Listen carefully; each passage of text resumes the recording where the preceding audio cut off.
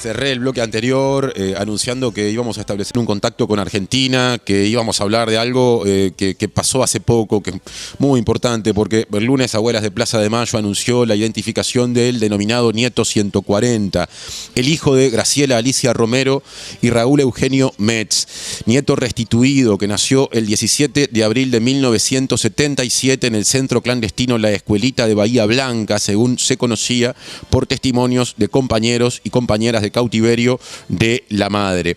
Graciela Romero y Raúl Metz, justamente los padres o padre y madre de este nieto recuperado, se conocieron en la militancia, en comedores barriales, y juntos ingresaron al Partido Revolucionario de los Trabajadores, se casaron en 1975 y poco después, el 16 de diciembre de 1976, fueron secuestrados por un grupo de tareas y permanecen desaparecidos hasta hoy. Y vamos a hablar a continuación en la mañana de la diaria, en Contacto Internacional, porque ella, hasta donde sé, está en Argentina, con Adriana Metz, que es hermana del nieto recuperado 140. Adriana, buen día, bienvenida a la mañana de la diaria, es un gusto tenerte a la distancia. Muy buenos días para todos y todas. Yo tengo la impresión de que iniciar un diálogo como el que hemos acordado contigo requiere dejar de lado cualquier pretensión de originalidad, de arranque, porque yo no puedo empezar la conversación sin preguntarte qué sentís o qué sentís desde el momento en el que se restituyó la identidad de tu hermano y supongo pudiste conocerlo. Se siente la felicidad de haber logrado algo por lo cual venimos trabajando desde hace muchísimos años, que es desde el momento del secuestro de mis viejos. Mi mamá estaba embarazada de 5 meses, así que desde ese momento yo sabía que iba a tener un hermano, mi familia sabía que Graciela esperaba su segundo hijo o hija, así que es una alegría que tardó en llegar 48 años, ¿no? Así que es algo, nada. Ayer nos reíamos, estoy acá en la casa de Lili Ortiz, una amiga de mamá, y nos reíamos porque, bueno, le decía que me siento una libélula en cuerpo de abejorro, que me siento caminando volando en una nube, ¿no? Y me dicen, eso que vos dijiste salió en el diario El País de España.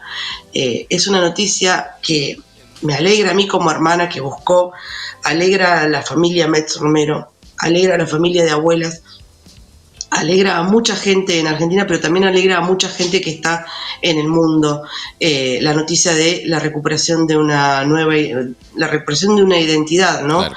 La recuperación de una historia.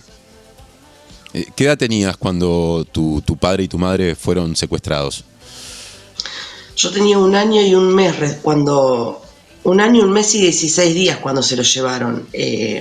Yo nací el 31 de octubre del 75 y mis viejos fueron secuestrados el 16 de diciembre del 76. Mi mamá quedó embarazada y yo todavía tomaba la teta, así que ella ya se había hecho los primeros controles prenatales y ya me había dejado de dar la teta porque estaba por venir mi hermano. Así que desde que mi hermano estaba en la panza, que sé que él iba a venir, ¿no? Y bueno, y eso, más de 48 años de búsqueda. En estos días primeros que han pasado desde la restitución de la identidad, ¿has tenido la posibilidad de estar personalmente mano a mano con tu hermano, de encontrarte con él? El sábado, cuando me enteré yo que lo habíamos encontrado, yo me enteré a eso de las 3 de la tarde y a las 19 y moneditas ya me estaba haciendo una videollamada. Así que nos pudimos ver casi así como te estoy viendo a vos. Nada, esto no, fue un primer contacto, un hola, ¿qué tal? ¿Cómo estás? Feliz, bueno, me alegro, bueno, ¿qué puedes decirme? Nada, esa conversación. Le dije que yo el lunes iba a estar en Buenos Aires, me dice, bueno, avísame cuando estés ahí, por ahí nos vemos y nos damos el abrazo. el domingo, cuando tenía los pasajes para Buenos Aires, le mandé un mensaje diciéndole que llegaba a Buenos Aires temprano y bueno, eso, le avisaba. A lo que me respondió que dejaba de trabajar, cuando terminaba de trabajar me avisaba y me pasaba a ver por donde yo estuviera. Así que el lunes, después de la conferencia de prensa en Abuelas, nos vimos. Así. Yo pensé que estaba con todo el grupo de abuelas, de mis compañeros de abuelas, compañeros que trabajan en Abuelas, compañeros nietos, compañeros hermanos, y yo pensé que me iba a mandar un mensaje diciéndome estoy acá afuera, salí, y me encontré con que entró mi hermano y me saludó, me dijo, hola, acá están mis hijos, le dije, y los saludó, les di un beso y un abrazo a ellos, y yo le digo, acá atrás, todos estos que están acá atrás son parte de la familia de Abuelas, y no sé si querés que diga algo, que no diga nada, querés saludar, que... Sí, saludo, me dice, sí, saludo, me dice, lo único que no saquen fotos.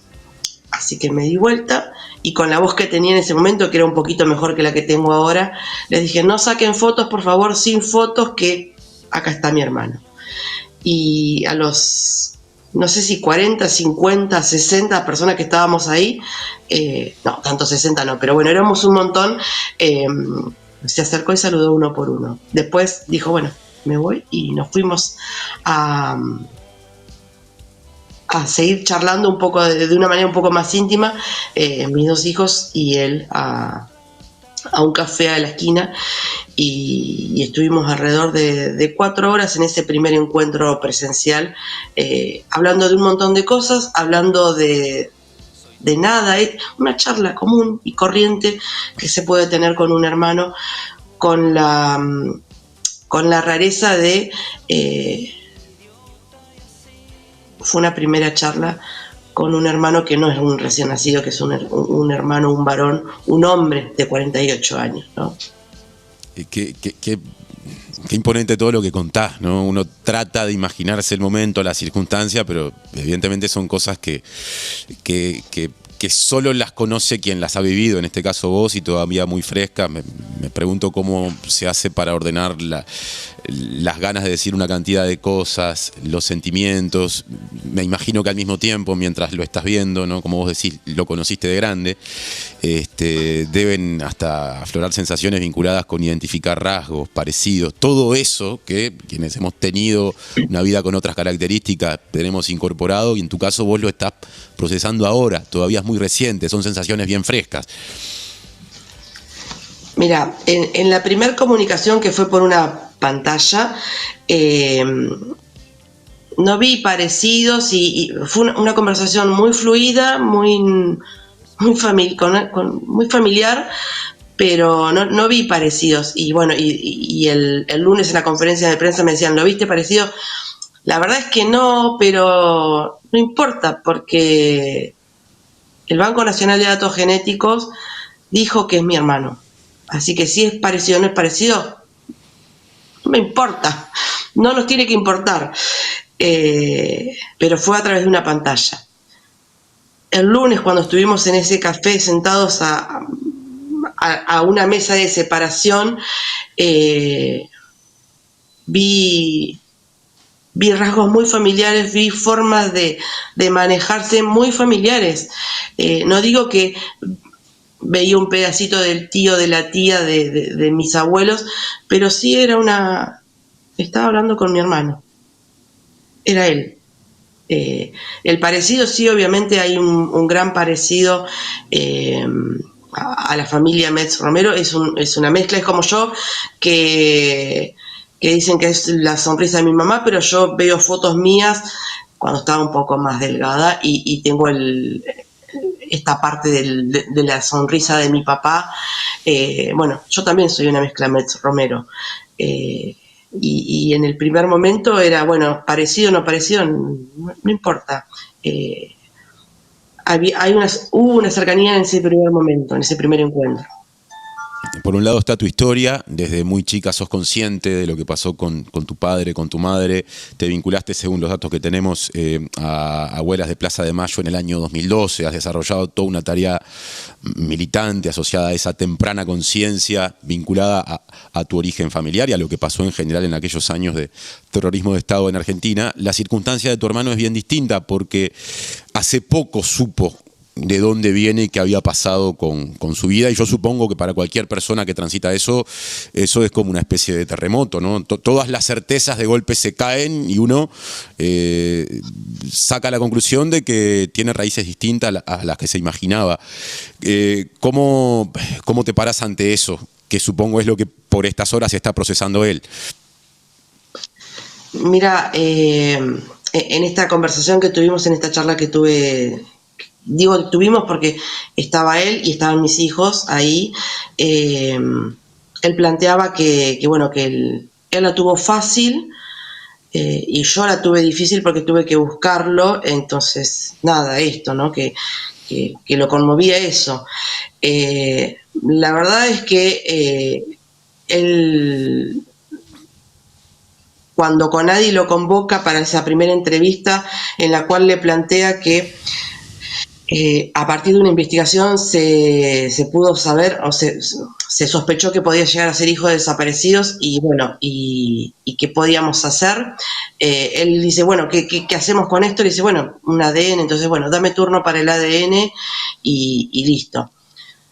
Se hace la extracción en el Banco Nacional de Datos Genéticos y mientras se espera el resultado, porque es un proceso técnico, científico, que lleva tiempo, que no es algo inmediato, que no es algo automático, en ese tiempo él estuvo buscando información, a ver, esto que le decía Conadi, bueno, si piensan que soy hijo de desaparecidos, ¿hijo de quién?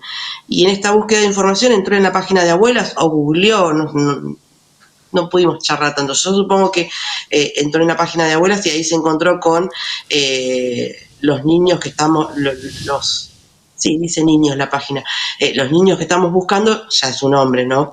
Y él encontró información y coincidencias y encontró un parecido y le hizo pensar que podía llegar a ser del grupo familiar Metz Romero. Y él en ese momento pensó, bueno, pero no voy a decir nada porque, y si no soy, no quiero ilusionar a nadie con algo que por ahí no es. Cuando Manu Goncalves de Conadi, nieto restituido, integrante de Abuelas, le dice que el resultado del análisis es que incluyó en un grupo familiar y le nombra el grupo familiar Metz Romero, me cuenta Manu que mi hermano hizo un gesto y Manu le preguntó de por qué era ese gesto y le dijo, bueno, porque yo me vi parecido. Así que ante la posibilidad de ser hijo de desaparecidos, él encontró ese parecido en la información que estaba en la página de Abuelas. Yo decía recién que en 2012 te vinculaste a Abuelas. Sabemos que desde antes incluso abordabas estas temáticas en un blog titulado, si no me equivoco, Poncho de Lana, en la que muchas veces te referías justamente a la historia de tu padre, de tu madre y también de tu hermano. Sabemos también que una hermana de tu madre fue asesinada por la dictadura. ¿Cuándo empezaste a adquirir conciencia en tu historia de vida de lo que fue el terrorismo de Estado y de cómo impactó en tu familia? Me imagino que desde muy temprana edad, pero ¿cómo fue ese tiempo de empezar a procesarlo? Fue de distintas formas, porque yo me crié con mis abuelos paternos. Mi abuelo tenía toda su vida fue de militancia, así que ellos siempre me contaron que, bueno, que no estaba con mis viejos, no estaba con ellos por la razón de que el terrorismo de Estado nos había separado. Y que mi mamá estaba embarazada era algo que siempre estuvo presente porque el secuestro de Raúl y de Graciela embarazada de 5 meses, es decir, siempre se pensó en mi hermano y en buscar a mi hermano, ¿sí? Así que esa conciencia de no estar con mi papá y mi mamá viene de ahí. Y a medida que fui creciendo, fui incorporando información de por qué no estaban ellos y qué era el terrorismo de Estado y qué significaba ser un desaparecido, siendo que es algo que mucha explicación no tiene, ¿no? Es una persona que no está, como decía Videla en ese video que tanto circula y circuló. Yo lo que puedo decir es que real conciencia de no haber sido criada por mi papá y mi mamá la tuve cuando nació Enzo, mi primer hijo, por Enzo Francescoli, y esa primer conciencia fue porque, bueno, porque veía que mi hijo Enzo tenía un papá y una mamá que se ocupaban de él y que respondían a las necesidades de él, ¿no? O que hacíamos todo lo posible para responder, mejor dicho. Y entendí y caí en la cuenta de que me faltaba me faltaba mi hermano cuando tuve mi segundo hijo y ellos comenzaron a interactuar. Dos varones, 2 años y 8 meses de diferencia entre uno y otro, y estaban a los besos y a los abrazos, y de repente volaba una patada, un mordiscón, un tirón de pelos, y volvían a los besos y a los abrazos. Y yo decía, ay, qué mal, ¿por qué hacen eso? Esos son los hermanos. Esos son hermanos. Así se van, ¿no? Que se pueden matar por una galletita, pero a su vez uno da la vida por el otro, ¿no? En lo que necesita. Y que además, cuando yo retaba a uno, el otro lo defendía o se ponía en el medio, o los retaba a los dos y entre ellos se compinchaban para hacerme enojar más, ¿no? Bueno, eso. Ahí tomé conciencia realmente de todo lo que me había faltado. Y lo pude, y acá estoy, por la simple y sencilla razón de que mis abuelos me enseñaron, abuelas como institución me contuvo y me siguió enseñando, y tenía que seguir buscando, así que tengo que estar, porque si bien mi hermano ya lo encontré, nos falta encontrar alrededor de 300 personas que están viviendo hoy con su derecho a la identidad totalmente vulnerado, ¿no? Que pueden estar en Argentina, pero también que pueden estar en cualquier parte del mundo. Capaz que lo dijiste y se me escapó, pero en función de toda esta historia de tu familia, ¿no? Del daño que le hizo a tu familia el terrorismo de Estado, y mencionamos varias historias durante esta charla asociadas a familiares tuyos. ¿Has buscado respuestas ante la justicia? ¿Hay causas abiertas? ¿Eventualmente han podido avanzar en ese sentido? Hay causas abiertas y hay causas cerradas con sentencias ya, ¿sí? En el año 2011 inició un juicio en la ciudad de Bahía Blanca, donde estuvieron secuestrados mis viejos, y fue la primera sentencia que se dictó en el 2012, en la que se condenó por el delito de apropiación de un menor a varios de los responsables de ese centro clandestino sin que aún estuviera restituida la identidad de mi hermano. Era la primera vez que eso pasaba, ¿sí? Había habido condenados por apropiación de menores con esa identidad restituida. El primer caso de la condena por apropiación sin restitución previa se dio con mi hermano en Bahía Blanca. Hay varios, o había varios, por una cuestión de edad y una cuestión biológica, algunos ya fallecieron y otros no están en cárcel común, están en domiciliaria, pero hay varios militares responsables del quinto cuerpo de ejército con cadena perpetua y con sentencia firme además, ¿no? Es decir, no es algo que yo estoy diciendo, es algo que quedó demostrado a través de juicios y de testimonios y de varias horas de relatos de situaciones terribles. Así que sí. Y hace 2 o 3 años fui a declarar a Neuquén, porque ahí se les hizo juicio a un ex fiscal y un ex juez que no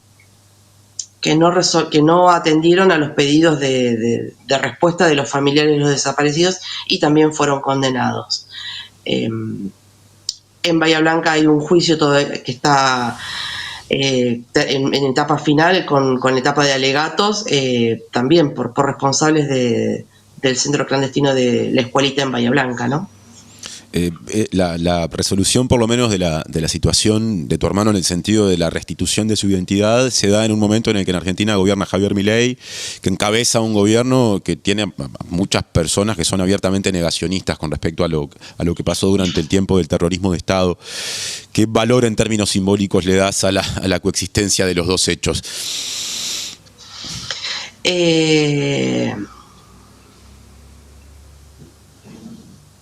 Las madres y las abuelas comenzaron la búsqueda de sus hijos y de sus nietos en plena dictadura, así que no veo por qué no hacerlo en un periodo democrático, ¿no?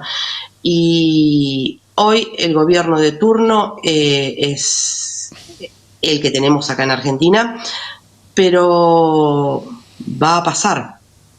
Serán 2 años más, serán 6 años más, pero va a pasar. En cambio, el legado de memoria y verdad y justicia, el pedido que siempre hicieron las madres y las abuelas,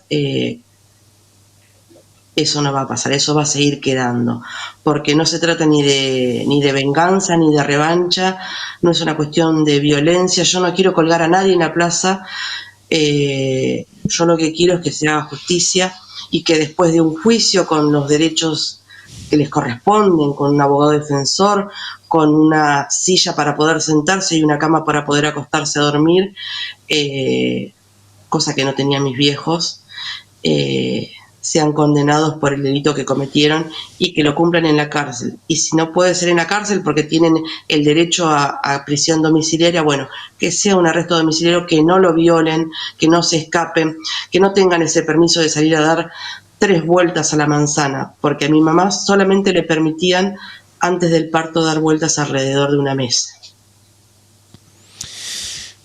Adriana, la verdad es que te agradecemos profundamente estos minutos para La Mañana de la Diaria, a través de esta comunicación internacional, por hacerte, para empezar, un espacio me imagino, no voy a decir una agenda porque no es algo así de formal, pero en días en las que debes estar muy movilizada, muy solicitada, con mucha necesidad de afectos, con mucha gente que te quiere preguntándote.